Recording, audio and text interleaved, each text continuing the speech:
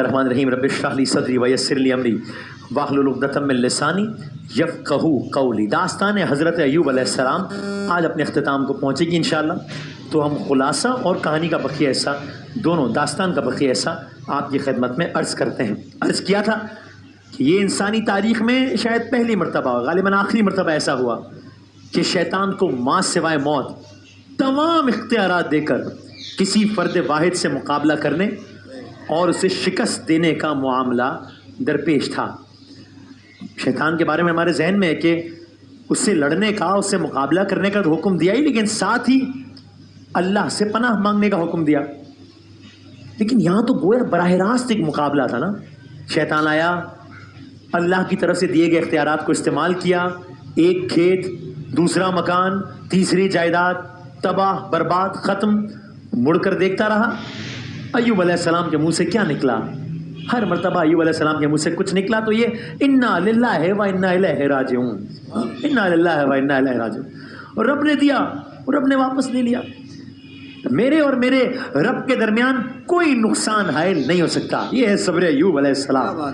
اللہ تعالیٰ ہم سب کو بھی، میں کل مفتی سہیل صاحب نے بات کہی کہ اس میں کوئی شک نہیں ہے، ظاہر ہے کہ نماز کی کتنی اہمیت ہے، اس میں کوئی شک نہیں ہے کہ روزے کی کتنی اہمیت ہے، اس میں کوئی شک نہیں ہے کہ حج کی کتنی اہمیت ہے، اس میں کوئی شک نہیں ہے کہ زکوٰۃ میں کتنی اہمیت ہے، لیکن اللہ تعالیٰ نے اسپیسیفکلی اگر کہا تو یہ نہیں کہا کہ اللہ تعالیٰ نماز پڑھنے والوں کے ساتھ ہے۔ بے شک ہے، ظاہر ہے، لیکن اگر اسپیسیفکلی مینشن کیا تو یہ نہیں کیا کہ روزہ رکھنے والوں کے ساتھ ہے، کہا ان اللہ مع الصابرین، صبر کرنے والوں کے ساتھ ہے اللہ تعالیٰ۔ یہ کل مفتی سہیل صاحب نے عرض کیا۔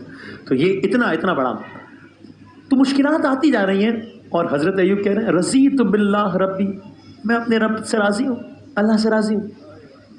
پہلے مال کا ایپیسوڈ ہوا، دوسرا ایپیسوڈ اولاد۔ اولاد کی محبت مال کی محبت سے بہت زیادہ ہوتی ہے۔ مال کی تباہی پر شیطان کو شکست ہوئی اور ایوب علیہ السلام کا صبر جیت گیا۔ اگلا مرحلہ زیادہ سخت تھا بظاہر۔ شیطان نے اللہ کے دیے ہوئے اختیارات کے تحت ایوب علیہ السلام کے ایک بیٹے کو ان سے جدا کیا، پھر دوسرا بیٹا ان سے جدا کیا، تیسرا بیٹا جدا کیا، ایک ایک کر کے بیٹوں کو ان سے جدا کرتا چلا گیا۔ ارد گرد کے لوگ دیکھ رہے ہیں کہ ایوب علیہ السلام کے ساتھ یہ ہو رہا ہے، جن کی نیک نامی مشہور ہے، جن کو اللہ نے مال و دولت سے نوازا تھا، اور سب کچھ ایک ایک کر کے ایوب علیہ السلام سے جدا ہوتا چلا جا رہا ہے۔ ہزار باتیں، ہزار زمانے۔ لوگ تو نہیں جانتے تھے کہ اس وقت یہ ایوب علیہ السلام سے ان کی اولاد جدا نہیں ہو رہی، روئے زمین پر ایک عجیب و غریب واقعہ جنم لے رہا ہے بھائی، عجیب و غریب واقعہ جنم لے رہا ہے۔ بہت بڑی بات۔ لوگ جنازوں میں شریک ہوتے رہے، کہتے رہے ارے چند دن پہلے تو اس کے بھائی کے جنازے میں شریک ہوئے تھے، آج ایک اور بھائی کا جنازہ، پھر ایک اور جنازہ، ارے کچھ دن پہلے تو ان کے اس جو آج مرحوم ہے اس کے 2 بھائی مرحوم ہوئے تھے، آج ایک اور جنازہ، اور یہ سلسلہ چلتا رہا، تمام اولاد کو چھین لیا۔ اللہ اکبر۔ ہاں لیکن یہ نقطہ اچھا ہے، شیطان نے ایک کر کے ایوب علیہ السلام سے تمام اولاد کو تو چھین لیا، ایوب علیہ السلام سے ان کا صبر، اور صبر سے بڑھ کر شکر کے کلمات کو نہیں چھین سکا شیطان۔ اولاد چھین پایا، صبر نہیں چھین پایا، شکر نہیں چھین پایا۔ تو یہ واقعہ اس اعتبار سے میں اپنے لیے کہوں تو بڑا ایک انسپریشن بھی ہے کہ کیا مشکلات انہوں نے صحیح اور صبر کرتے رہے۔ اولاد بھی چلی گئی۔ بہرحال آدمی کی جان پھر سب سے زیادہ عزیز ہوتی ہے انسان کو۔ بیمار ہوئے، بڑھتی رہی بیماری، جلدی بیماری ہوئی، اتنی بڑی کہ اس نے گوشت کو اثر انداز شروع کیا، چلنے پھرنے میں تکالیف ہوئی، اٹھنے بیٹھنے میں تکالیف ہوئی، لیکن یہ صابر ہستی ہے، سب کچھ چھن گیا۔ اور یہ نوبت یہ پہنچی کہ زوجہ اور شوہر یعنی کہ ایوب علیہ السلام اور ان کی زوجہ وہ کسی ایک مقام پر چلے گئے، گویا تھوڑا سا کسی الگ مقام پہ چلے گئے، اور اس انداز سے کچھ مہینے نہیں کئی سال گزارے۔ سالم نے کئی سال گزارے۔ مجال پایا استقامت میں لفظ شائعوں احادیث میں ملتا ہے، اللہ تعالیٰ اپنے خاص بندوں کا ذکر انتہائی مقرب فرشتوں کے درمیان کرتا ہے۔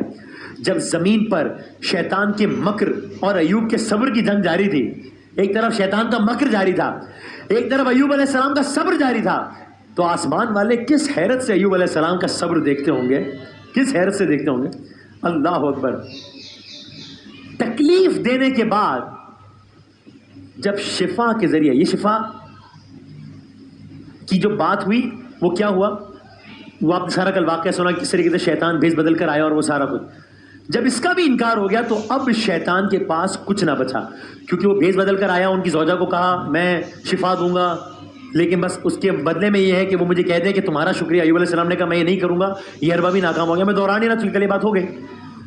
اب شیطان کے پاس کوئی اختیار نہیں بچا، جو کچھ بن پڑتا تھا سب کر لیا، چونکہ بہرحال اس کو ایوب علیہ السلام کی کوالٹی آف لائف افیکٹ کرنے کا اختیار تھا، لیکن لائف ختم کرنے کا اختیار تو نہیں تھا، زندگی پر اختیار تو نہیں تھا، اور زبان پر اختیار تو تھا ہی نہیں، دل پر اختیار تو تھا ہی نہیں. بس آسمانوں میں اعلان کر دیا گیا کہ اور جو میرے خالص بندے ہیں ان پر تجھے کوئی اختیار نہیں. شیطان ناکام لوٹ گیا، شیطان نامراد لوٹ گیا. پھر جس ترتیب سے، اب یہاں سے اس واقعے کا دوسرا، اب جس ترتیب سے اسی شیطان نے ایوب علیہ السلام کو مصیبتوں میں ڈالنے کا معاملہ شروع کیا تھا، اب یہ معاملہ پلٹنا شروع ہوا. ہڈیاں مضبوط ہونا شروع ہوئی، گوشت پوست صحیح ہونا شروع ہوئے، کھال خوبصورتی کی انتہا تک پہنچ گئی، جسم اور چہرہ اس درجہ تر و تازہ ہوا، اتنا توانا ہوا، اتنا خوبصورت ہوا کہ ایک روز جب ایوب علیہ السلام کی زوجہ واپس آئی تو بتایا روایت نے کہ پہچان ہی نہ پائیں. ایک زوجہ اپنے شوہر کو نہ پہچان پائے، اس لیے کہ انہوں نے عالم ہی بالکل مختلف دیکھا.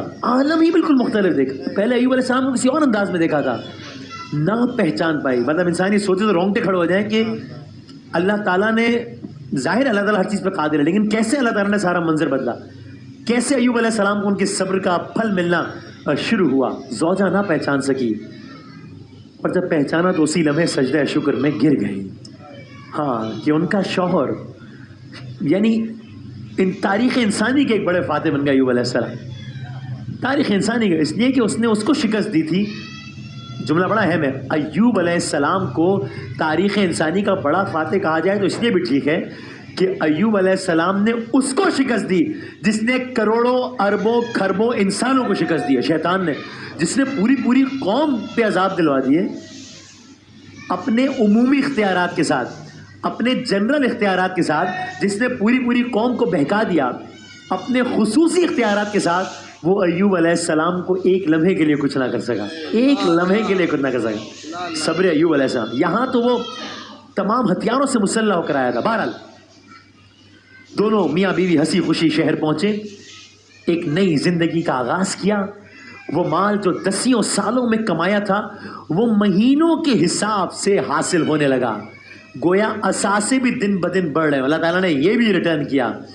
اور اب جلد گویا لوگوں کو اندازہ ہوا ہو کہ شہر میں ایوب علیہ السلام سے بڑھ کر گویا کوئی مالدار نہیں ہے، ایوب علیہ السلام سے بڑھ کر کوئی حسین نہیں ہے، ایوب علیہ السلام سے بڑھ کر کوئی عزت والا نہیں ہے. عزت والے تو ظاہر ہمیشہ تھے، لیکن اب بظاہر لوگوں کی نظر میں اللہ تعالیٰ نے صحت بھی دی، پہلے سے زیادہ دی.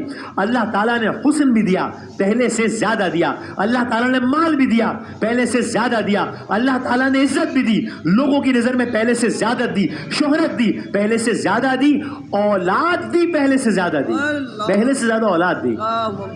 اور اتنی دی کہ وہ ساری آزمائش گویا ذہن سے محو ہو گئی. بس آج کی حد تک آخری جملہ سب سے بڑھ کر یہ کہ اللہ تعالیٰ نے قیامت تک ایوب علیہ السلام کو وہ نیک نامی دی کہ آج بھی اس دن سے آج تک اور آج کے دن سے قیامت تک جب بھی لفظ صبر آئے گا تو معیار ایوب علیہ السلام کا صبر ہوگا. صبر یعنی ایوب علیہ السلام، صبر یعنی ایوب علیہ السلام.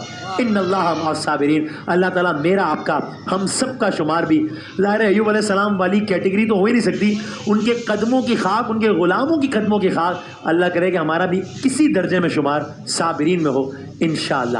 کل سے نئی داستان کا آغاز کریں گے انشاءاللہ.